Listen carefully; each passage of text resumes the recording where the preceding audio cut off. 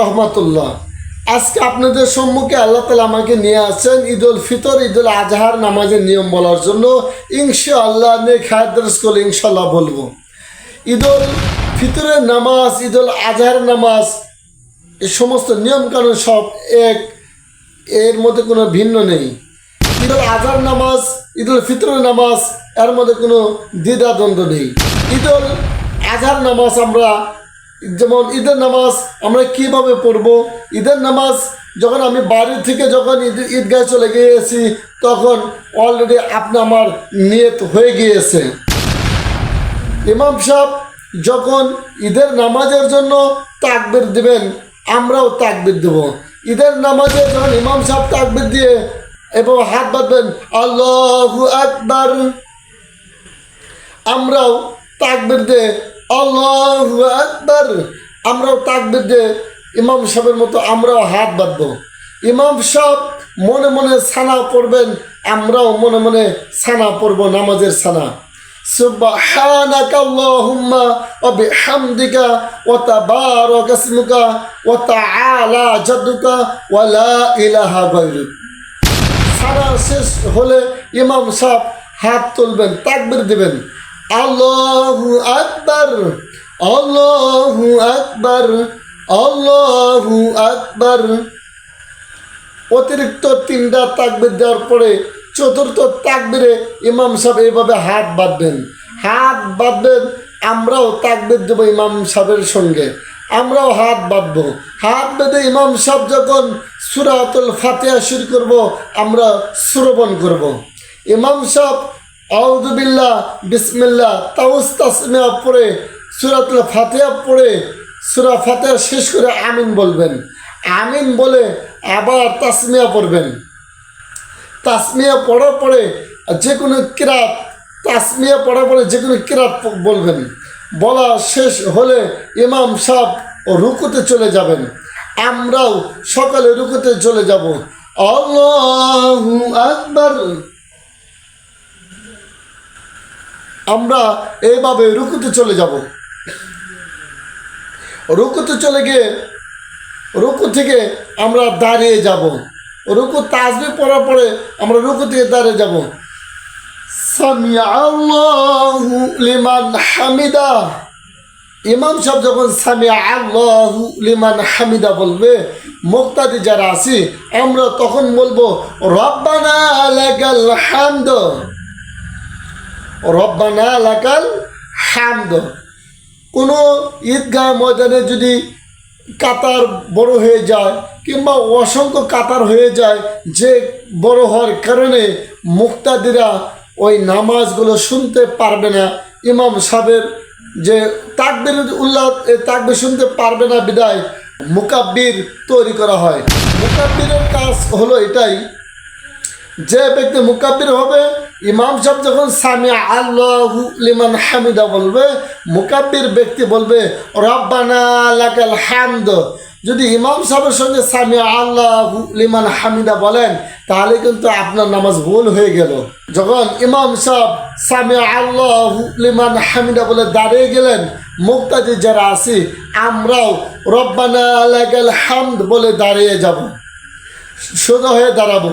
সোজা হয়ে দাঁড়িয়ে এখানে একটা দোয়া আছে, দোয়াগুলো যদি পড়েন যে ব্যক্তি দোয়া পড়বে না তার থেকে সব, যে ব্যক্তি দোয়া পড়বে তার থেকে 10 গুণ সব এই ব্যক্তি বেশি পাবেন। আমদান কাসীরান তাইয়িবাম মুবারাকান ফি, এই দোয়াটা আমরা পড়ব। পড়া শেষ হলে ইমাম সাহেব সিজদায় চলে যাব। ইমাম সাহেব সিজদা যাওয়ার পরে আমরাও সিজদার মধ্যে চলে যাব। ইমাম সাহেব সিজদা যাচ্ছে, আল্লাহু আকবার, সিজদায় গিয়ে দুটা সিজদা দিয়ে ইমাম সাহেব আবার দাঁড়িয়ে যাবেন। আমি দাঁড়িয়ে যাচ্ছি মনে করেন, আল্লাহু আকবার। ইমাম সাহেব এভাবে হাত বাঁধবে, মুক্তাদি যারা আছেন আপনারাও এইভাবে একইভাবে হাত বাঁধবেন। তাসমিয়া বলে সূরাতুল ফাতিহা শুরু করবে। সূরা ফাতিহা শেষ হলে আমিন বলবেন। আমিন বলা শেষ হলে আবার তাসমিয়া বলবেন, তাসমিয়া শেষ হলে যে কোনো সূরা মিলাবেন, যে কোনো সূরা মিলানের শেষ হয়ে গেলে অতিরিক্ত 3টি তাকবীর আবার ইমাম সাহেব দিবে, মুক্তাদিরাও তার পাশাপাশি তার পরপর মুক্তাদিরাও দিবেন। এখন ইমাম সাহেব তাকবীর দিবেন, দ্বিতীয় রাকাতে শুরু হয়ে গেছে। এখন আল্লাহু আকবার, আল্লাহু আকবার, আল্লাহু আকবার। অতিরিক্ত 3টি তাকবীর দিয়েছি আমি। এখন চতুর্থ তাকবীরে আমি চলে যাব রুকুর মধ্যে। ইমাম সাহেব রুকুতে চলে যাবেন এবং তার সঙ্গে মুক্তাদির যারা আছেন তারাও রুকুতে চলে যাবেন। আল্লাহু আকবার, সুবহান রাব্বিয়াল আযীম, সুবহান রাব্বিয়াল আযীম, সুবহান রাব্বিয়াল আযীম, সামিআল্লাহু লিমান হামিদা। মুক্তাদিরা বলবেন রব্বানা লাকাল হামদ। এখানে একটি দোয়া আছে, হামদান কাসীরান তাইয়িবান মুবারাকান ফীহ। এই দোয়াটা শেষ হলে চলে যাবে সিজদার মধ্যে। সিজদায় গিয়ে সিজদার দোয়া পাঠ করবে, সুবহান রাব্বিয়াল আ'লা, সুবহান রাব্বিয়াল আ'লা, সুবহান রাব্বিয়াল আ'লা। 3 বার, 5 বার, 7 বার। 3 বার, 5 বার, 7 বার। এই 3 বার, 5 বার, 7 বার বলা হলো সুন্নাত। সুবহান রাব্বিয়াল আ'লা এই 3 বার, 5 বার, 7 বার বলা হলো সুন্নাত। এইভাবে আমরা এক সেজদা দিয়ে আবার বসবো। বসে এই আপনার সোজা হয়ে বসবেন।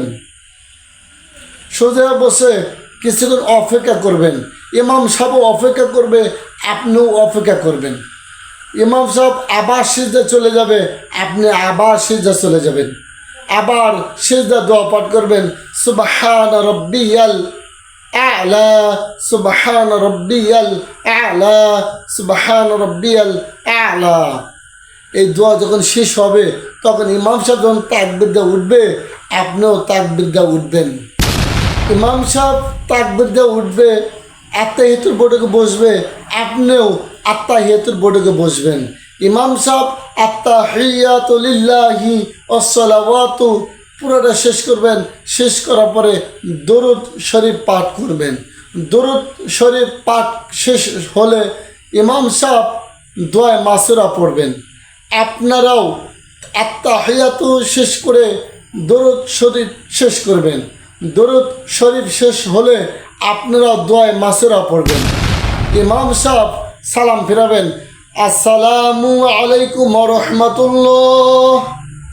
আপনারাও সালাম ফিরাবেন, আসসালামু আলাইকুম ওয়া রাহমাতুল্লাহ। আল্লাহু আকবার, আল্লাহু আকবার, লা ইলাহা ইল্লাল্লাহ, আল্লাহু আকবার, আল্লাহু আকবার, ওয়ালিল্লাহিল হামদ।